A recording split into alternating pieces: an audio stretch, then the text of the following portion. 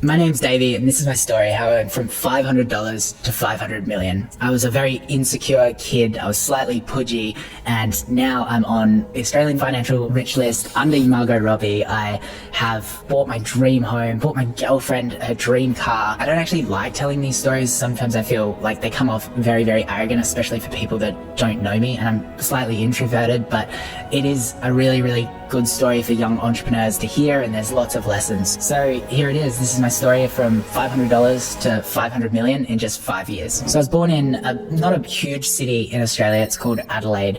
I was a very insecure kid. I was the kid that went to the beach and just wouldn't take their shirt off. I would have to swim in my shirt. I had a very supportive family when I was young. They, supported me both emotionally, but they also worked incredibly hard to support me financially. After school, I would go and watch them sell furniture. They had a small furniture business in Adelaide, and I would just get to watch them constantly just, working really, really hard to put me through school. School was difficult for me for a very long time. I was told that I was stupid at a very young age, especially through primary school, and I believed it. It was probably exacerbating my insecurities, and I just never tried. Constantly arguing with teachers, constantly getting detentions, and everything felt like it was going downhill. I had a parent-teacher interview, I think it was grade 10. All of my 5 teachers just said that I was failing and I was incredibly difficult to teach. After that, my parents pretty much had enough. They gave me an ultimatum to either start working hard or they're going to find another school or even just stop supporting me overall. I felt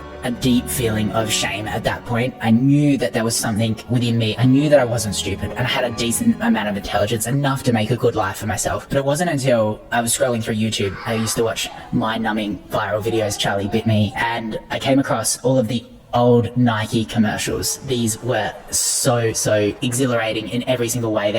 You would watch them and you just feel like you would run through a wall. I watched the Jordan commercial where he talks about how many game-winning shots that he's taken and he's lost. After that moment, I started to pick up that all greatness was just a willingness to work hard and fail. So I knew I needed a plan.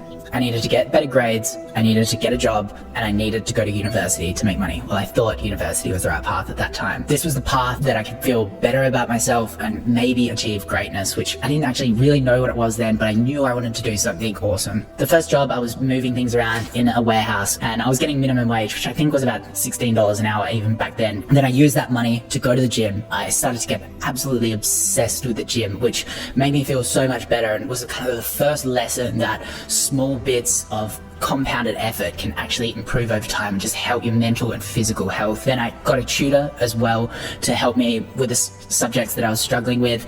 I enrolled in difficult subjects like maths, physics, chemistry. I knew it was working when 1 year after I decided to change, I had a parent-teacher interview. I only had one teacher that was the same as previously. He said, in my career, I've never seen a child turn their life around as much as David has this year, which really cemented that I was on the right track, and ended up finishing school on pretty good grades and getting into mining engineering. I just chose mining engineering because I thought it sounded cool and you could go straight into a 6-figure job, which sounded also cool. On my first day of mining engineering, I walked into this giant amphitheater in Adelaide University, and I couldn't even see the lecturer. He was so far away. He was on a big screen, and he said, "You're all used to being the smartest in your class.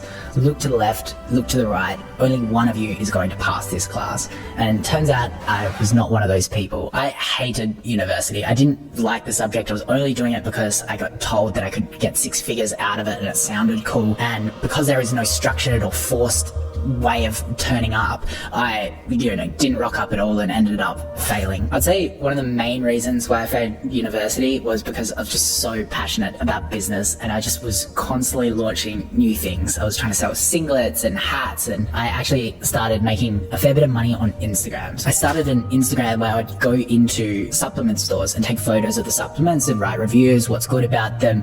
Then I was able to sell advertising on those Instagrams to fitness tea brands and that kind of stuff. It started off small, make $5 here, $10 here. I'd be out on a night out during, young party stage, and I couldn't afford drinks, but then I'd sell a shout out and then would all cheer because I'd be able to actually buy the drinks. It started to grow really quickly. I created lots of different verticals of accounts. I created them in workouts, in nutrition. I was doing cooking recipes and putting those up. It probably got to a point where I was making the 6 figures that I wanted from mining engineering just from Instagram, which felt huge compared to having minimum wage just previously. Then I decided to do personal training because I thought, I could get more into the fitness industry, learn more about it. During the day, I would have 6 burner phones on the bench. People thought I was a drug dealer. I think Dad thought I was a drug dealer for a very long time because they would all have different accounts on them. I'd sell shout outs during the day, train my clients in the morning and the night, working 16-hour days. And I remember, checking my bank account, I had about $100,000. Then it all kind of probably went to my head and things went very, very downhill. I decided to take a lot of the money that I made from personal training to try to build a huge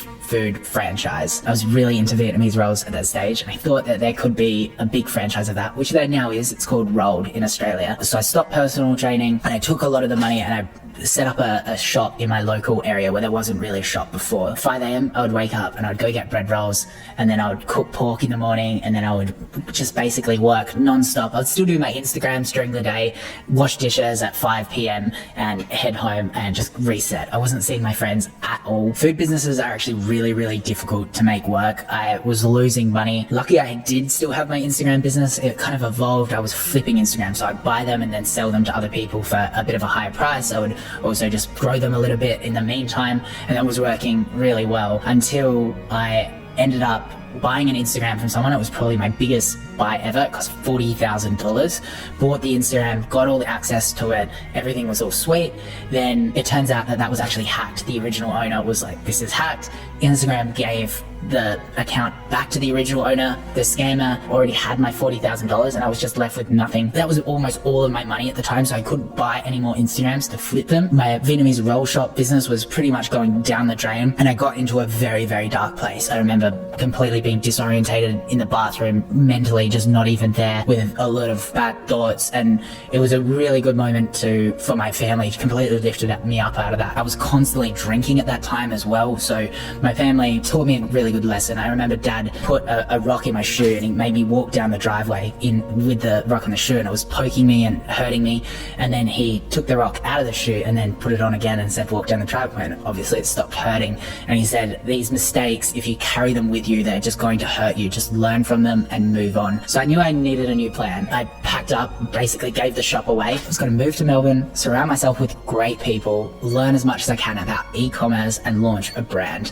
Hopefully this brand would make me a millionaire and make me financially free. I was working at the Fifth Watches doing Instagram management, influencer management, also learning photography, videography, Facebook ads, Google ads. It was an amazing time. I learned so much. I never gave up on launching my own business. At that time, I remember I launched a seasoning business while I was over there. I ordered 6 kilograms of parsley and delivered it to my house back in Adelaide. I remember getting a text from Dad when I was flying back, and he said, why are all of these herbs on my doorstep? I think that mixed with the 6 burner phones, he definitely thought I was a drug dealer for a very, very long time, because none of those businesses ended up working, and I was constantly flying back from Adelaide to Melbourne because I missed my friends and my girlfriend. Ended up spending all of my savings that I'd made. I remember checking my bank account, I was back at $0. It felt like I was back at square one. I had $0, I was back living with my parents, but my mind and the knowledge that I had was just invaluable. All I needed now was a product that was just going to change my life. I was looking for products everywhere, testing everything, and then I came across an article on Facebook around how weighted blankets can help people with sensory disorders or insomnia. Naturally, I wanted to test it out, got every single blanket in the house, was on the couch, piled them up. While that didn't really feel that good because it was maybe 400 degrees under the blanket, I did keep looking into it, and there were so many glowing reviews on forums, and there wasn't that many products out there, especially in Australia, that was selling the product. So I decided to commit to it. I decided this was going to be the product. It was helping people. It could really make a difference, and I definitely thought it was going to work.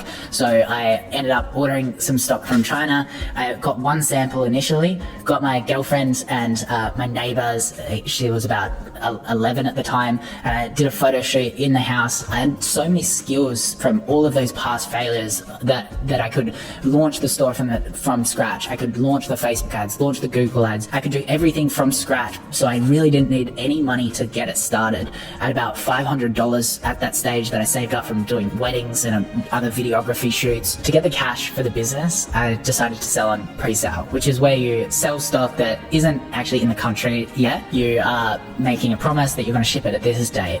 So I would take the order, buy the stock, and bring it in because I had no idea what I was doing. They were sending me paperwork to sign. I had no idea. It actually got caught in a customs border hold. But the Australian Federal Police, they scan the product, especially if it's the first time that you're bringing in stock. And I remember it was just absolutely devastating. The stock was about 5 weeks delayed, and I had about 400 customers. My first 400 customers for my big business were waiting 5 weeks to get their stock. And I thought, I'm going to throw away this huge opportunity. Ended up getting the email that they cleared finally after just constant emails between border security, and it was just the most ecstatic feeling. I was just off from there. I did about $200 in the first day, $1,000 in the first week, $10,000 in the second month, ended up scaling to doing $1.5 million profit in its first year. From there, I started spending the money as you do. I bought my Range Rover that was always a goal for me as a kid.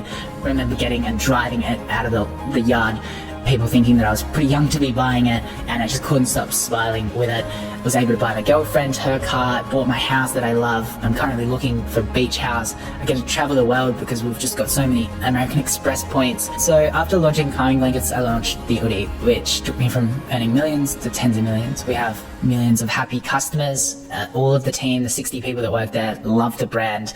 We are inclusive, fun, happy. We make people feel very comfortable in their own home. It's a brand that I'm incredibly proud of. When I look back at myself in school, watching those Nike commercials and how amazing that brand made people feel, couldn't have imagined that I would create something like Hoodie that has a very similar effect on certain types of people. There was always times that I doubted myself through the journey, but the main thing is to just never give up, constantly keep learning, and just really at least try to enjoy the process as well. Enjoy the process of learning. If I can give one piece of advice as well through this video is you're not too stupid. You are in a position to make a change in the world, and just, enjoy the process. Don't forget to like and subscribe. Thanks.